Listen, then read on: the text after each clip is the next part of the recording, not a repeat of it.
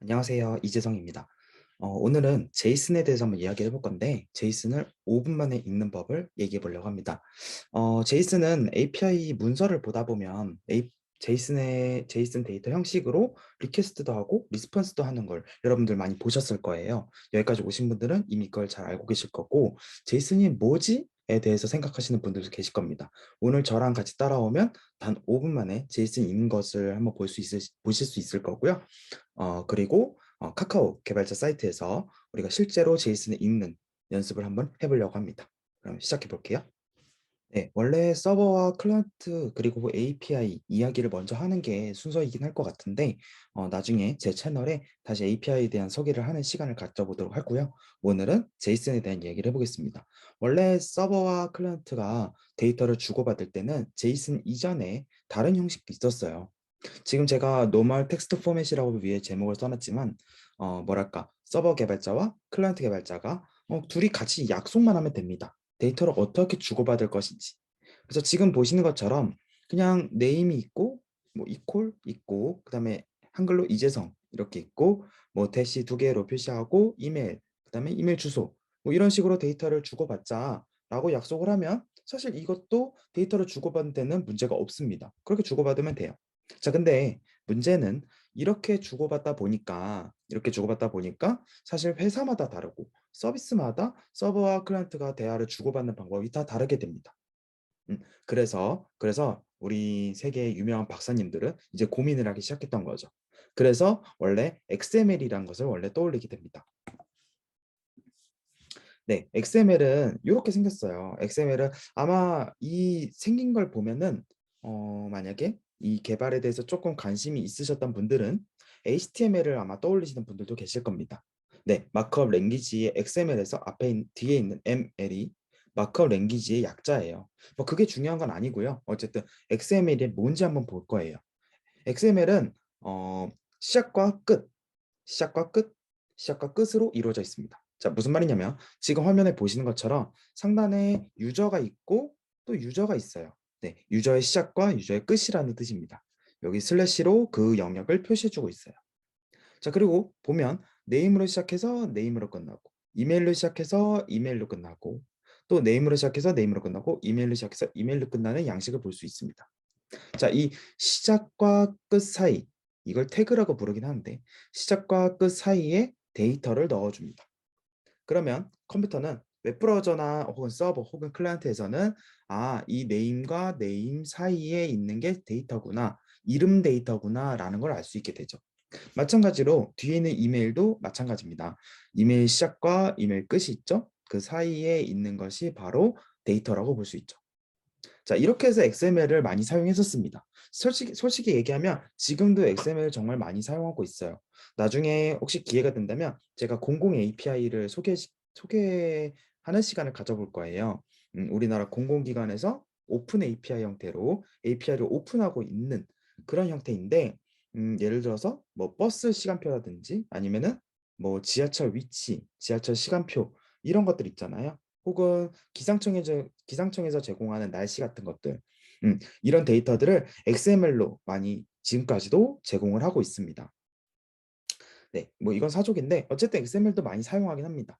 근데 반대로 하기는 그 이후로 이제 시간이 지나면서 모바일 시대가 도래하게 됐죠. 이 모바일 시대에는 지금은 우리가 사실 LTE나 5G 같은 걸로 데이터를 굉장히 잘 사용하고 있지만 사실은 그전에는 3G 혹은 2G라는 시절도 있었잖아요.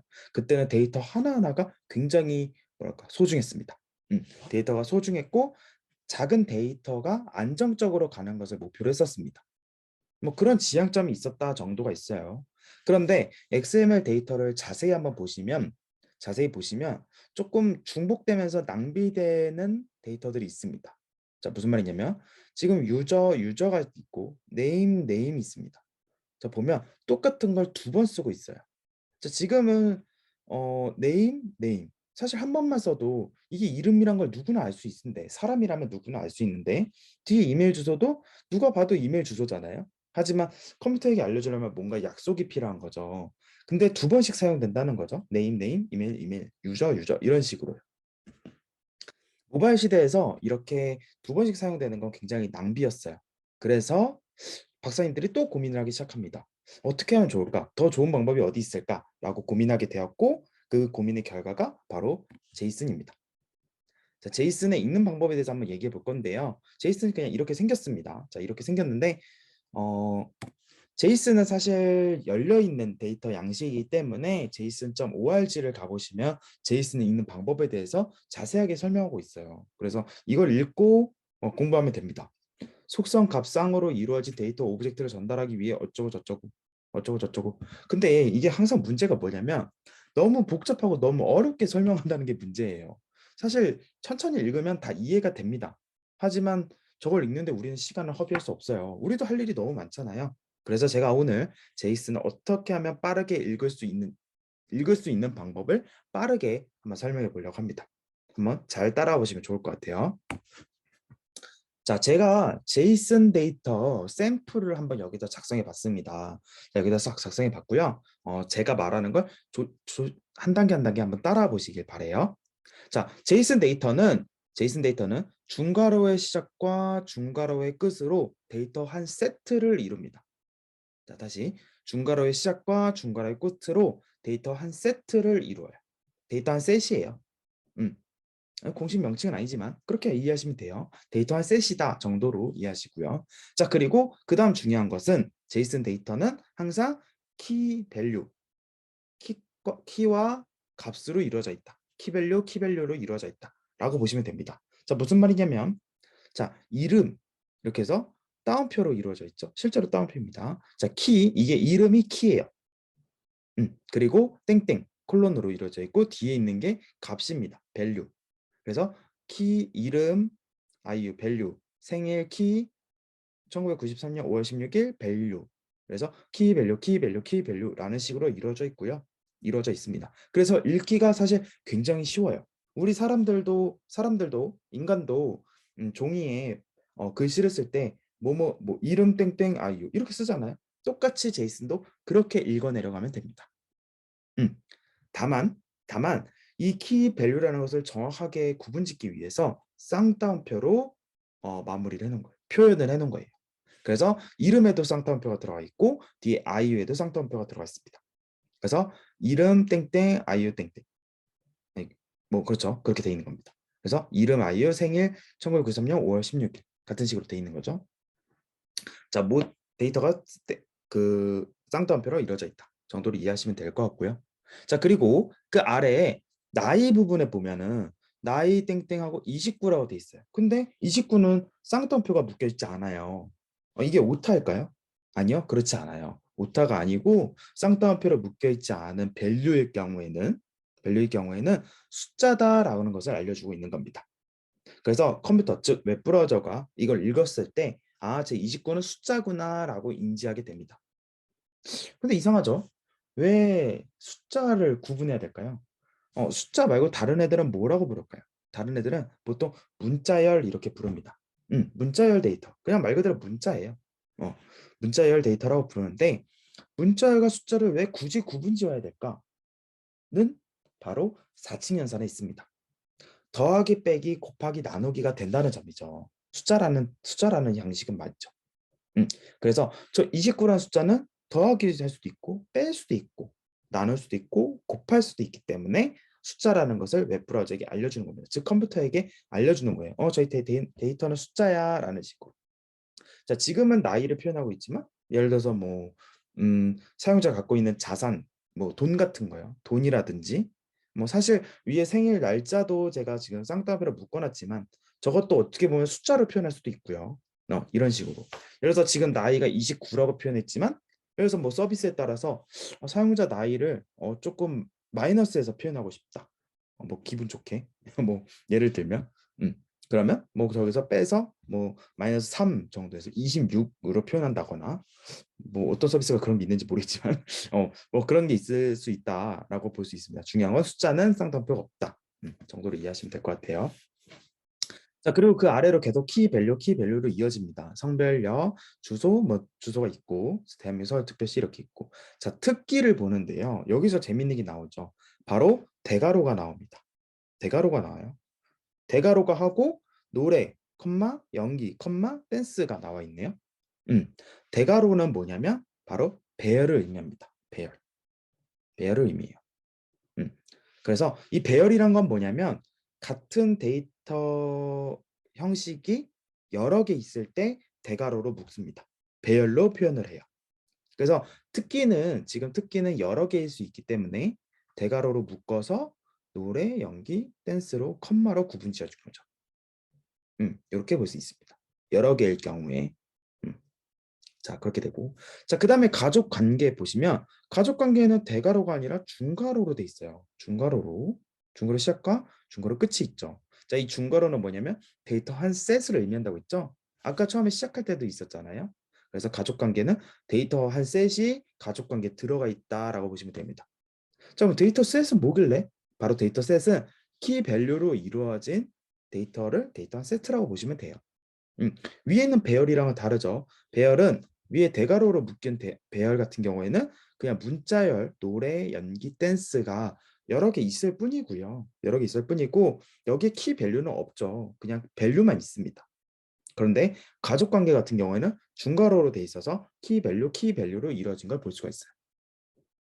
자, 가족 관계는 보시면 카운트 3 해서 가족이 몇 명이냐, 본인을 제외하고 몇 명이냐, 그래서 카운트를 볼 수가 있고, 그다음에 아버지 땡땡 뭐 성함, 어머니 땡땡 성함, 그리고 아이유가 남동생이 있죠. 남동생 땡땡 성함.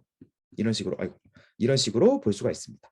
그래서 한 데이터 세트가 이렇게 있다 정도로 보시면 되고요. 그리고 뭐 회사 이담 이런 식으로 돼 있습니다. 자, 쉽죠? 제이슨 읽는 방법은 너무나도 쉽습니다. 사실 제가 지금 설명하는 게 이렇게 영상을 찍고 있기 때문에 구체적으로 설명하다 보니 조금 길어졌을 뿐이지 사실 이거 설명할 것도 없어요. 그냥 키밸류로 이루어져 있고 키밸류 각각 쌍따옴표로 돼 있다. 쌍따옴표가 없는 건 숫자다. 이게 전부죠. 사실. 그리고 우리가 사실 인간이 노트에 적을 때랑 똑같습니다. 제이슨이라는 것은. 그렇게 보시면 될 것 같아요. 자, 근데 여기서 맹점은 사실 실제로 개발단에서는 이 키 값을, 이 키를 이름, 생일, 나이 이런 것들을 사실 한국어로 표현하는 경우는 거의 없죠. 거의 없습니다. 그래서 이 한글로 표현된 것을 영어로 표현된 실제 케이스를 한번 볼까 해요. 자, 제이슨 이그젠플을 제가 가져왔어요. 제가 실제로 모 서비스를 만들 때 사용자가 로그인을 성공하면 서버에서, 백엔드에서 보내주는 데이터, 제이슨 데이터를 지금 제가 그대로 복사 붙여넣기 해본 겁니다. 이거 말고도 다른 데이터도 보내줬었지만 일단 유저 데이터를 제가 가져와 봤어요. 음, 자, 한번 볼까요? 한번 보면 유저는 그렇다 치고 유저는 무시하시고 중괄호로 시작해서 맨 밑에 중괄호로 끝나요. 데이터 한 셋이 왔다 정도로 보시면 됩니다. 자, 그리고 아까 보셨던 것처럼 영어로 표현되어 있을 뿐이지 키 밸류로 이루어진 걸 충분히 보실 수 있어요. 자, 유저 아이디, 퍼스트 네임, 라스트 네임, 젠더 이런 식으로 쭉 볼 수 있는 거죠. 음. 그래서 유저 아이디 1번, 유저 아이디는 숫자일 거니까 쌍따옴표가 없습니다. 그리고 퍼스트 네임, 이름, 라스트 네임, 리 이런 식으로 있죠. 자, 근데 재밌는 건 자세히 보시면 키에 띄어쓰기가 없어요. 그죠? 띄어쓰기가 없습니다. first하고 name에 n자를 대문자로 했네요. 유저 아이디도 보면 유저하고 i를 대문자로 넣었습니다. 음. 자, 이게 참 재밌는 점인데요. 이거를 개발자들끼리는 카멜 케이스라고 부릅니다. 이게 뭐냐면 낙타 등 같다 해가지고 카멜 케이스라고 불러요. 키에다가 띄어쓰기를 넣어도 상관은 없습니다. 솔직히 개발하는데 문제가 뭐 일어날 여지가 있긴 한데 뭐 만약에 약속만 한다면 문제가 일어날 여지는 없어요. 하지만 암묵적으로 서버 클라이언트 단에서 제이슨 가지고 데이터를 주고받을 때는 키에다 띄어쓰기를 넣지 않는 게 뭔가 룰입니다. 국룰이에요, 그냥. 그래서 그렇지만 어쨌든 인간이 눈으로 봤을 때 읽기도 편해야 되잖아요. 그래서 카멜 케이스 방식으로 띄어쓰기가 필요한 부분에는 대문자를 넣는 방식으로 표현을 하고 있습니다. 그런 식으로 표현을 해요. 맨 앞에는 대문자로 표현하지는 않아요. 뭐 표현하는 경우도 있기는 한데요. 보통은 표현하지 않습니다. 그냥 불필요하니까요. 이거는 뒤에 n을 대문자로 한 건 필요하니까 대문자로 표현했을 뿐이죠. 음, 그렇게 보시면 됩니다. 꼭 그냥 국룰을 뿌니까 그냥 문화 같은 거니까 그냥 그런가 보다 하고 넘어가시면 돼요. 읽는 데는 문제가 없잖아요. 지금 이 영상을 보시는 분들은 어차피 제이슨으로 꼭 개발을 하려고 하시는 경우는 아닐 거라고 저는 생각해요. 뭐 개발을 하셔도 상관없지만 개발을 목적으로 하지 않으시는 뭐 기획자분들, PM분, 뭐 디자이너분들 같은 경우에 그냥 읽으시면 됩니다. 이게 퍼스트 네임이구나, 라스트 네임이구나 이렇게 보시면 돼요. 자, 그리고 그 아래 쭉 보면 프로필 URL도 있고 이메일 주소, 페이스북 아이디, 그리고 어드레스 메인, 어드레스 디테일 같은 식으로 있습니다. 어드레스 메인은 주 메인 주소죠, 말 그대로. 그리고 어드레스 디테일은 상세 주소 정도로 나눠주면 좋을 것 같습니다. 그리고 앱 버전은 이 사용자가 마지막으로 사용한 앱 버전이 뭐냐를 표현하고 있고요. 코멘트는 그냥 자기소개 같은 거, 카카오톡에 뭐 한 줄 프로필 같은 거 있잖아요. 그런 걸 코멘트라고 얘기합니다. 코멘트라고 얘기했어요. 뭐 이거는 제가 개발할 때 저랑 백엔드 개발자랑 같이 조율했던 거니까요. 자, 그리고 포인트 어마운트는 말 그대로 포인트, 이 서비스 내에서 이루어지는 사이버 머니 같은 포인트를 포인트 어마운트라고 불렀습니다. 자, 마찬가지로 포인트 어마운트는 사칭연산이 필요한 숫자잖아요. 그래서 쌍따옴표 없이 바로 뒤에 숫자가 나온 걸 볼 수 있어요. 자, 그리고 그 아래 로케이션은 데이터 한 셋으로 이루어져 있는데 이 데이터 셋은 되게 작은 데이터 셋이죠. 그래서 레티튜드, 롱기튜드라고 나온 걸 볼 수 있습니다. 레티튜드는 이거 로컬 서비스, 지도 서비스를 보신 분들은 아시겠지만 위 경도로가 되게 중요하죠. 그래서 레티튜드는 위도, 롱기튜드는 경도입니다. 그래서 위도 30점 몇 도, 롱기튜드 126점 몇 도 이런 식으로 표현하고 있는 걸 볼 수 있어요. 서울이죠, 딱 봐도. 네, 그렇게 볼 수 있습니다. 위경도도 마찬가지로 숫자이기 때문에 쌍따옴표가 없는 걸 보실 수 있어요. 자, 어떤가요? 제이슨 읽는 거 아주 간단합니다. 그냥 술술술 읽어 내려가면 돼요. 굳이 제이슨을 막 어떻게 파고들 필요 없고 그냥 여러분들이 이미 제이슨을 어떤 제이슨을 가져다 놓더라도 여러분들 읽어 내려갈 수 있죠. 자, 그러면 이번에 다음에는 실제 대기업 카카오에서 쓰는 제이슨 데이터는 어떻게 생겼고 어떻게 읽을 수 있는지 한번 그걸 따라해 보겠습니다. 네, 지금 화면에 보시는 것처럼 저는 지금 카카오 개발자 사이트에 들어와 있습니다. 카카오 개발자 사이트는 카카오에서 제공하는 오픈 API나 혹은 그 밖에 여러 도구들을 정리해 놓은 사이트예요. 오픈 API는 제가 다음에 기회가 되면 더 자세히 설명하게 되겠지만 간단히 얘기해서 말 그대로 오픈된 API를 얘기합니다. 보통의 API는 서버와 클라이언트의 서비스 운영에 필요한 그런 뭐랄까 그런 인터페이스 그런 것이기 때문에 보통은 대비 그냥 회사 내에서 서비스 내에서만 사용되는 게 보통이죠. 그런데 반대로 오픈 API는 말 그대로 개방, 오픈한 API를 오픈 API라고 합니다. 예를 들어서 지금 저랑 같이 카카오 개발자 사이트에 들어와 계신데 추천 제품 해놓고 제일 먼저 있는 게 바로 카카오 로그인입니다. 음, 카카오 로그인은 여러분들 많이 서비스 앱 같은 거 써보시면서 카카오 로그인 많이 해보셨을 거예요. 카카오톡으로 가서 카카오톡 계정을 가지고 다른 서비스에 로그인하는 방식이죠. 자, 그러려면 카카오톡에서 이 카카오 로그인에 관한 도구를 제공해야만 합니다. API를 제공하는 게 더 맞다고 볼 수 있죠. 그래서 그 API를 제공해야 되는데 그 API가 바로 오픈 API라고 볼 수 있어요. 음. 자, 카카오 로그인은 카카오 입장에서는 이 카카오톡이 널리 퍼지기 위해서 꼭 필요한 제품 중에 하나죠. 그래서 근데 그거 말고도 다른 많은 제품들을 이렇게 개방 형태로 제공하고 있습니다. 뭐랄까 어떻게 보면은 좋게 말하면은 뭐 사회 공헌 같은 느낌도 있고요. 그리고 다른 본인들의 서비스 말고 다른 서비스에서도 본인들의 서비스를 같이 이용하면서 이 서비스를 더 발전시키는 목적을 가지고 있기도 합니다. 오픈 API는 다음에 기회가 되면 더 자세히 설명하고요. 지금 카카오 개발자 사이트에 오시면 되게 다양한 설명들이 있어요. 그래서 한번 기회가 되시면 자세히 보셨으면 좋겠고요.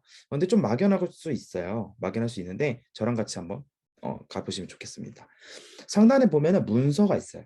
제품도 좋지만 문서로 가보시면 이 카카오 개발자 사이트에서 제공하고 있는 제품들의 그 문서를 나열한 페이지입니다.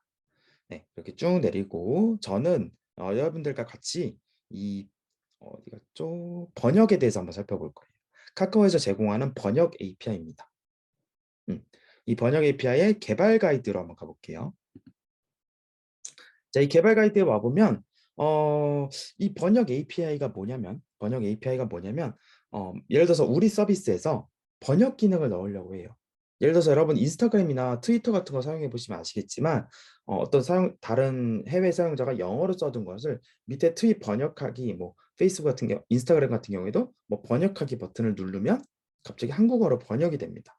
우리 서비스에도 예를 들어서 그런 기능을 넣고자 해요. 넣으려고 하는데 그렇다고 우리가 번역하기 기능을 회사에서 만들기는 굉장히 부담스러워요. 번역이라는 것 자체도 굉장히 큰 프로젝트가 되기 때문에 사실 소수의 스타트업이나 아니면 애지간한 기업 규모에서는 그런 기능을 만들기가 굉장히 어렵습니다. 자, 그럴 때 이 카카오에서 제공하고 있는 번역 API를 사용하면 돼요. 어떻게 사용하는지 한번 볼게요. 자, 쭉 내려오 보면 문장 번역하기가 있습니다. 이 문장 번역하기가 있고 우리는 지금 제이슨 읽는 방법에 대해서 고민하는 거잖아요. 그래서 쭉 내려오면 리스폰스를 한번 보도록 할게요. 리퀘스트 어떻게 하는지 다음에 더 자세히 한번 보도록 하고, 자, 리스폰스를 보면 얘도 마찬가지로 제이슨이에요. 그래서 중괄호로 시작해서 중괄호로 끝나는 거 볼 수가 있습니다. 그리고 트랜슬레이티드 텍스트 해서 땡땡하고 대괄호가 시작이 돼요. 배열이란 걸 알 수가 있습니다. 그래서 키가 트랜슬레이티드 텍스트고 밸류가 바로 뒤에 있는 배열을 의미하는 거죠. 자, 이 배열 자세히 보면 무슨 텍스트가 이렇게 쭉 나열되는데 이 텍스트에 쭉 옆을 가보면 맨 끝을 가보면 컴마로 끝나는 거 볼 수가 있습니다. 뒤에도 컴마가 계속 이어지죠? 뒤에 또 이어지죠. 그래서 이걸 보면 문장 4개가 배열로 도착했다는 걸 알 수가 있습니다. 음. 자, 그 밑에도 볼게요. 언어 감지하기 API인데요. 이거는 아마 최근에 추가가 됐나 봐요. 저는 못 보던 API였거든요. 이것도 리스폰스를 한번 볼게요. 제이슨만 읽을 겁니다. 자, 제이슨 보면 랭귀지 인포라고 돼 있어요. 랭귀지 인포라고 돼 있고 중괄호는 제가 말할 필요가 없죠, 이제. 배열이 시작해서 이렇게까지가 밸류를 볼 수 있습니다. 키는 랭귀지 인포고 뒤에 제가 지금 블럭 처리한 부분이 바로 밸류라고 볼 수 있죠. 자, 그래서 배열로 온 걸 볼 수 있는데 이 배열을 자세히 보면 이렇게 중괄호가 있고 컴마가 있고 또 이렇게 중괄호, 그다음에 이렇게 중괄호가 있는 걸 볼 수 있어요. 음, 배열 안에 꼭 문자열만 여러 개 있는 게 아니라 중괄호 형태로 데이터가 온 것도 볼 수가 있습니다. 되게 재밌죠. 이런 게 JS 읽다가 JS 인법을 잘 모르면 구분이 잘 안 됩니다. 근데 간단해요. 그냥 배열이 있고 배열 안에 데이터가 여러 개 있겠구나. 근데 그 데이터가 어, 이재성이 얘기했던 데이터 세트구나 라는 것만 인지하시면 됩니다. 이 데이터 한 세트를 자세히 보시면 코드, 여기 안에는 키 밸류로 이루어져요. 왜냐면 데이터 한 세트니까요. 음. 그래서 코드 en name English라고 되어 있습니다. 영어일 확률인 것 같아요. 왜냐면 이건 언어 감지하기 API니까요. 어떤 문장을 던지고 이게 영어인지 한국어인지를 알아내는 API겠죠. 그래서 English 영어일 확률이 지금 컨피던스 가능성이 0.99다. 근데 이게 퍼센트일 거니까 99%다라고 추측할 수가 있습니다. 그리고 그 밑에 영어로 끝이냐는 게 아니라 절맨이라고 독일어일 확률도 알려주고 있어요. 독일어일 확률은 0.002%, 0.00이니까 거의 0.2%, 거의 0에 가깝다고 봐야겠죠. 그리고 그 아래 또 왔어요. 스페인시, 스페인어일 확률이 이건 거의 0에 가깝죠. 0.01% 뭐 정도 되는 거니까 굉장히 낮은 수치죠. 그래서 이런 식으로 제이슨 데이터가 오는 걸 볼 수 있습니다. 이제 여러분도 API 문서를 보고 제이슨 데이터를 읽을 수 있겠죠. 음. 자, 이번에는 그러면 다른 API도 한번 살펴볼게요. 자, 문서로 가서 제가 사실 개인적으로 카카오 API에서 가장 좋아하는 건 로컬 API예요. 이 로컬 API 개발 가이드 한번 가볼게요. 어, 로컬 API에서 주소 검색하기가 있어요. 이 주소 검색하기는 좀 내려서 설명이 깁니다. 이렇게. 주소 검색하기는 제가 간단히 설명드려요. 위에 설명이 있어요. 간단히 설명드리면 이런 식으로 전북 삼성동 100 이래서 사용자가 보통 여러분들 그 회원가입할 때 본인의 주소를 입력할 때 많이 사용하는 서비스입니다. API예요. 그래서 사용자가 그래서 뭐 강남역이라고 치면 강남역 근방에 주소가 이렇게 쭉 나오게 되는 거죠. 그런 API라고 보시면 돼요. 사용자가 전북 삼성동 100이라고 치면 리스폰스가 아래처럼 내려오는 걸 볼 수 있어요. 자, 위에는 무시하시고요. 우린 제이슨만 읽을 겁니다. 그래서 제이슨 시작과 쭉 끝을 볼 수가 있네요. 중괄호 한 세트. 자, 근데 위에 보시면 메타라는 데이터 셋이 있어요. 이 메타라는 데이터는 실제 그러니까 UI 표현에 사용하는 데이터는 아니고 그냥 지금 밑에 내려온 실제 데이터를 약간 정리해주는 느낌이라고 보시면 돼요. 메타라고 보니까 페이스북 최근에 회사명 바꾼 페이스북이 생각나기도 하네요. 그래서 토탈 카운트 4개. 그래서 4개의 데이터가 왔다. 아래 다큐먼트에 4개의 데이터가 왔다 정도를 읽으시면 되고 사실 중요한 건 아닙니다. 우리가 개발할 건 아니니까요. 개발하시는 분들은 좀 중요하겠죠. 네, 다큐먼트에 보면 역시 배열로 내려온 걸 볼 수 있습니다. 키가 있고 배열 쭉 해서 이게 밸류구나. 배열이란 것은 똑같은 데이터 양식이 여러 개 있다는 것을 의미하니까 가운데를 보면 첫 번째 데이터를 보면 데이터 한 셋이 온 걸 볼 수 있습니다. 뒤에 있는 데이터도 이런 양식이란 것을 추측해 볼 수 있어요. 자세히 보니까 여기가 아니고 여기서부터 여기까지네요. 이렇게 데이터 한 세트를 볼 수 있습니다. 자, 한번 볼게요.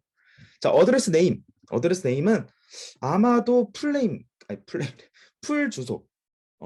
그러니까 그 주소 다 표시할 때 이렇게 볼 수 있습니다. 어드레스 네임이라고 표시하네요. 그리고 더 재밌는 건 카카오에서는 카카오 개발자들은 아까 제가 띄어쓰기를 표현 안 해서 카멜 케이스라고 했잖아요. 근데 여기는 언더바를 표시하고 있습니다. 이게 개발자 스타일이 달라서 그래요. 어떤 개발자들은 언더바를 좋아하시고 어떤 개발자는 카멜 케이스를 좋아하기도 하고 이건 뭐 개발자 스타일 따라 다른 거니까요. 음. 제 경험에는 이 제이슨 데이터를 주고받을 때는 이 언더바 형태를 많이 쓰는 것 같아요. 언더바가 아니죠. 언더스코어라고 부르죠. 어쨌든 어드레스 네임 뭐 있는데 문제가 없으니까 그래서 이렇게 있고 자 Y하고 X도 왔는데 이거 아무래도 위경도로 볼 수 있습니다. 아까 저는 위경도를 롱기튜드, 레티튜드로 표현했잖아요. 근데 여기는 YX로 표현하고 있네요. 그렇게 볼 수가 있습니다. 추측해 보는 거예요. 위에 설명이 있어요. Y, X가 뭐 이렇게 숫자로 봐서 모르실 때는 위에 올려 보시면 여기 있죠? X 경의도의 경우 경도, Y는 위도라고 표시가 다 있습니다. 사실 API 문서에는 설명이 다 있으니까요. 참고하시면 돼요. 저는 미리 봤기 때문에 저는 위경도인지 알고 있는 겁니다. 자, 그리고 어드레스 타입이 있는데 뭐 요거는 위에 가서 한번 보시면 돼요. 뭐 어떤 타입인지. 자, 밑에 한번 볼게요. 어드레스하고 이 키가 있는데 이 밸류가 또 중괄호로 시작이 되면 여기까지 같아요. 맞죠? 맞네요. 자, 어드레스가 있고 이거 끝에 바로 밑에 로드 어드레스가 있습니다. 자, 이 로드 어드레스가 당연히 도로명 주소겠죠. 자, 우리 도로명 주소 한번 볼게요. 도로명 아니 위에 어드레스 볼게요. 제가 잘못했어요. 이 어드레스 안에 어드레스 네임이 있고 풀네임을 또 한번 제공해요. 왜냐면 도로명 주소에서 풀 주소는 좀 다른 거니까 다르잖아요. 실제 데이터도. 자, 그렇게 볼 수 있고 자, 리전 원뎁스 네임이 있습니다. 이게 되게 재밌는 건데요. 풀 주소가 있고 그 아래 리전 원뎁스, 투뎁스, 쓰리뎁스 이런 식으로 나눠져 있어요. 자, 보면 원뎁스는 아무래도 도 같은 것 같아요. 시도? 뭐지? 시는 뒤에 있는데 아무튼 도라고 볼 수 있죠. 전라북도니까요. 그리고 투뎁스에는 익산시가 표현되고 있습니다. 이렇게 볼 수 있고 3뎁스에는 동이 나온 거죠. 읍면동 정도 되겠죠. 자, 그렇게 볼 수 있어요. 근데 이 3뎁스 H 네임이 뭔지는 모르겠어요. 한번 볼까요? 저도 지금 궁금한데 쭉 한번 올려볼게요. 쭉 한번 올려볼게요. 여기 있네요. 리전 3뎁스 H 네임 행정동 명칭이라고 합니다. 사실 우리나라가 이게 실제 우리가 살아가면서 느끼는 동이랑 행정동이 또 따로 있잖아요. 이게 따로 있거든요. 지도에 보시면 나와요. 행정동이 따로 있어서 이 행정동에 따라서 제가 알기로는 이 선거 지역, 선거 지역도 다르고 뭐 그렇게 알고 있습니다. 행정동 명칭이래요. 행정동이라서 H라고 표현했나? 뭐 이런 것도 좀 재밌어요. 자, 다시 내려볼게요. 자, 다시 내려서 어쨌든 이 원뎁스, 투뎁스, 쓰리뎁스로 나누는 게 되게 인상적이고 재밌게 볼 수 있습니다. 그리고 H 코드, B 코드는 뭔지 모르겠고 마운틴 Y에는 이게 지하 여부를 알려주는 것 같아요. 음. 그리고 메인 어드레스 넘버, 서버 어드레스 넘버는 집원 주소에서 집원 주소를 의미하는 것 같고요. XY는 뭐 왜 다시 나오는지 모르겠는데 뭐 달라지나 봐요. 이게 도로명 주소랑 그냥 집원 주소일 때랑 좀 다른가 봐요. 자, 도로명 주소도 한번 볼까요? 도로명 주소도 보면은 원뎁스, 투뎁스, 쓰리뎁스로 나눠지고 로드 네임이 있습니다. 그래서 그 길 이름 있죠? 그리고 언더그라운드 YN 아까는 마운틴 YN이라고 하더니 여기는 언더그라운드 YN이래요. 마운틴 YN이 그 지하 유무가 아닌가요? 귀찮지만 한 번 더 위로 올라가 볼게요. 요거는 제가 궁금해서 산 여부네요. 말 그대로 마운틴이니까. 재밌네요. 도로명 주소에는 산 여부가 중요하지 않은가 봐요. 이, 이 뭐랄까 언더그라운드 YN이 중요한가 봐요. 그래서 언더그라운드 YN에서 지하가 아니다라는 걸 표현하고 있고 메인 빌딩 넘버, 서브 빌딩 넘버, 건물 번호가 이렇게 모 다시 모라고 표현되잖아요. 그런 걸 볼 수 있습니다. 음.